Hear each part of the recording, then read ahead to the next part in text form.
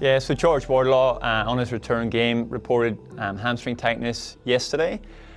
Given the fact we were bringing him back incrementally through 55% game time for his game last week and trying to progress for the next 2 weeks, it was enough of a warning sign now that we'll put George to bed for the next 2 weeks.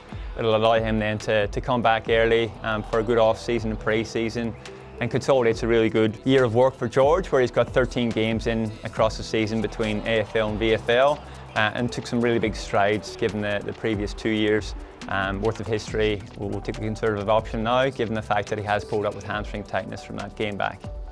Jag copped a corky to his bicep in the game, which gave him a dead arm, so luckily there was nothing more sinister than that. He's in the gym again this week and trained fully this morning, so we expect Jag to be fine this week.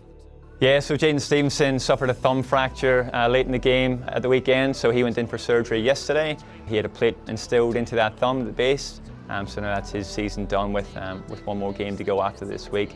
He's currently in recovery mode, and then we'll slip into the off-season and pre-season as normal.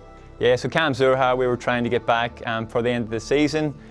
In order to do that, he'd have to clear being pain-free on hop and on Ultra G run.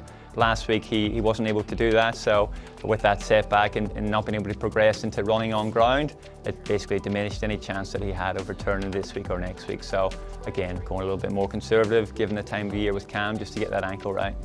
So Callum Jones obviously suffered multiple concussions this year, with the latest one that he had still providing lingering effects and ongoing effects that he's suffering at the minute. Being really conservative and sacrosanct given it is a head trauma injury, we'll look to consolidate his training program the next 2 weeks and graduate his intensity, mainly through non-contact football, so he won't be available for the last 2 weeks. Yeah, so Ben Mackay in the last quarter of the game as well suffered a dislocation of his little finger. It won't restrict him from playing at all this week, but you may or may not see him with a glove on this week, just for added support with that finger. But he fully trained this morning and we envisage that he'll play the remaining 2 games.